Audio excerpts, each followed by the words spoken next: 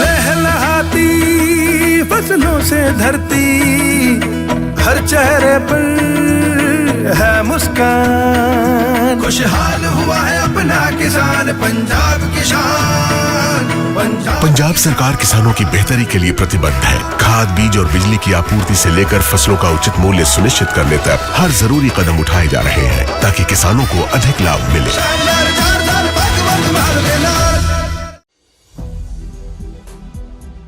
नमस्कार, आप देख रहे हैं 4 PM और मैं हूं आपके साथ सिमरन।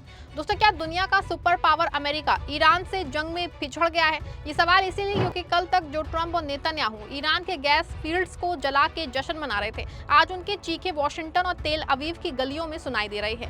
ईरान ने वो कर दिखाया है जिसकी कल्पना भी पेटांगन ने नहीं की थी। इजराइल का औद्योगिक गढ़ हाइफा आज आग के शोलों में लिपटा हुआ है। ईरान ने न सिर्फ अपनी साउथ पार्स गैस फील्ड पे हुए हमले का हिसाब बराबर किया है, बल्कि अमेरिका के $100 मिलियन वाले अहंकार यानी कि F-35 फाइटर जेट को मिट्टी में मिला दिया है। खबर तो यहाँ तक है कि ट्रंप पूरे मामले से इतना सहम गए हैं कि ईरान के तेल से प्रतिबंध हटाने तक को तैयार हो गए हैं। आज की इस विशेष रिपोर्ट में हम आपको बताएंगे कैसे ईरान के सुसाइड ड्रोन्स और फतह मिसाइलों ने इजराइल के आयरन डोम को खिलौना साबित कर दिया, और जंग के 3 हफ्ते बीत जाने के बाद भी अमेरिका कैसे खाली हाथ है।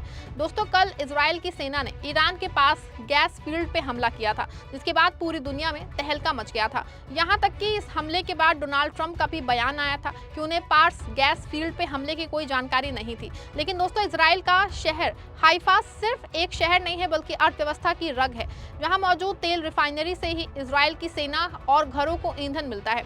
बुधवार की आधी रात ईरान ने ऑपरेशन इंतकाम के तहत दर्जनों मिसाइलें हाइफा की ओर मोड़ दी। नतीजा, हाइफा की ऑयल रिफाइनरी आज एक शमशान का मंजर पेश कर रही है। हजारों टन कच्चा तेल आग की भेंट चढ़ गया है। नेतन्याहू साहब आज ईरान को अंधेरे में धकेलने चले थे। आज आपका अपना मुल्क पेट्रोल और डीजल की बूंद बूंद के लिए तरसने वाला है। ईरान ने साफ कर दिया है कि अगर हमारे पास गैस फील्ड पे आंच आएगी तो इजराइल का कोई भी कोना महफूज नहीं रहेगा। यह हमला सिर्फ एक रिफाइनरी पे नहीं बल्कि इजराइल की उस अकड़ पे है जो उसे अमेरिका की शहर पे मिली थी। बता दें आपको, एक और जहां ईरान ने हाइफा रिफाइनरी पे हमला करके उसे तबाह किया है, वहीं दूसरी ओर इजराइल ने जंग खत्म होने तक इसे बंद करने का फैसला भी ले लिया है। ऐसे में माना जा रहा है कि दुनिया में तेल और गैस का संकट और भी ज्यादा गहराने वाला है। हालांकि ईरान फिलहाल रुकने का नाम नहीं ले रहा है।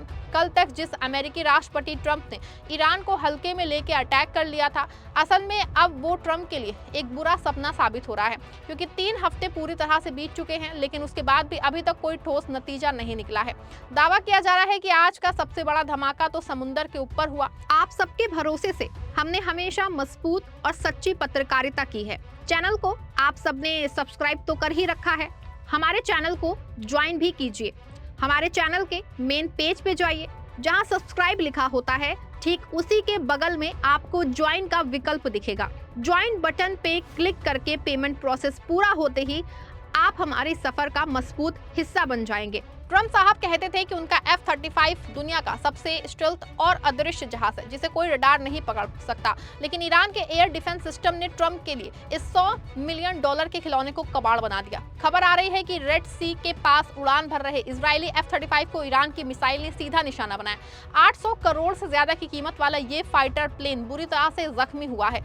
अब ये पूरी तरह से खत्म हो गया है या फिर नहीं, इसकी कोई पुष्टि नहीं हुई है। लेकिन दोस्तों, ईरान की ओर से जो वीडियो जारी किया गया है उसमें साफ तौर पर दिख रहा है कि अमेरिका के F-35 को निशाना बनाया गया है, लेकिन अंजाम क्या हुआ है ये अभी साफ नहीं है। ऐसे में साफ है कि ट्रंप की जो वॉर मशीनरी पूरी दुनिया को डराने की काम आती थी, वो आज ईरान के सामने घुटने टेक रही है। क्या अब भी आप इसे अपनी तकनीकी श्रेष्ठता कहेंगे या मान लेंगे कि ईरान ने आपकी सुरक्षा चक्र को पूरी तरह भेद दिया है?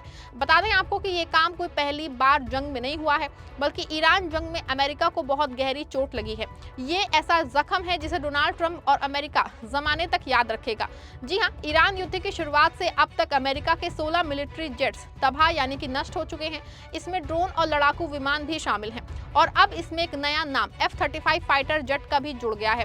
ब्लूमबर्ग की रिपोर्ट्स के मुताबिक ईरान के साथ जंग शुरू होने के बाद से कम 16 अमेरिकी सैन्य विमान नष्ट हो गए हैं। इसमें 10 MQ-9 रीपर ड्रोन शामिल हैं जिन्हें ईरान की गोलीबारी में मार गिराया गया। अमेरिका के कई ऐसे विमान भी हैं जिसमें क्रू मौजूद था और वो दुर्घटनाओं या हमलों में नष्ट हो गए। दावा किया गया है कि सबसे अधिक नुकसान दुर्घटनाओं की वजह से हुआ है।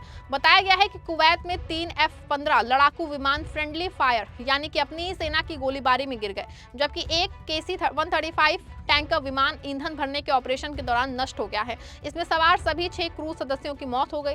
इसके अलावा सऊदी अरब के एक फायर फील्ड पे ईरानी मिसाइल हमले में 5 KC-135 विमान क्षतिग्रस्त हो गए। हालांकि ईरानी पक्ष का दावा है कि फ्रेंडली फायर नहीं बल्कि उनके अटैक में अमेरिकी लड़ाकू विमान नष्ट हुए हैं।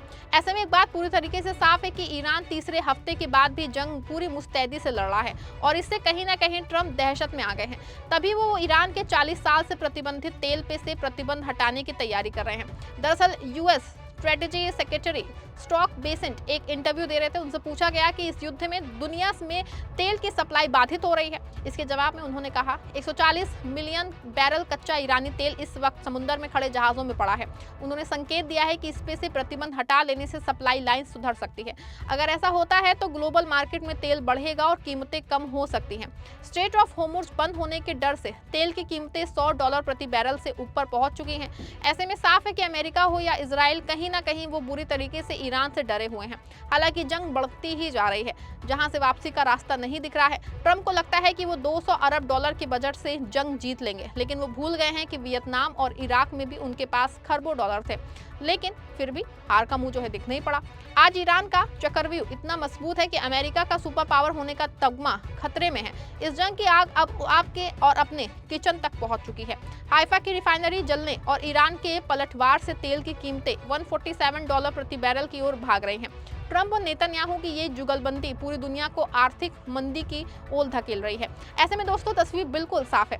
ईरान ने अपनी ताकत का लोहा मनवा लिया है। हाइफा का धुआं और F-35 का मलबा ये गवाही दे रहा है कि अब इजराइल और अमेरिका की मनमानी नहीं चलेगी। ट्रंप साहब के पास अब 2 ही रास्ते हैं, या तो वो अपनी गलती मान के पीछे हटें या फिर दुनिया को तीसरे विश्व युद्ध की आग में जलता हुआ देखें। आपकी क्या राय है? क्या ईरान का ये पलटवार इजराइल को होश में ला पाएगा? क्या ट्रंप को अपनी जंगी नीतियां बदलनी चाहिए? कमेंट में अपनी राय दीजिएगा। वीडियो को लाइक और शेयर जरूर करिएगा।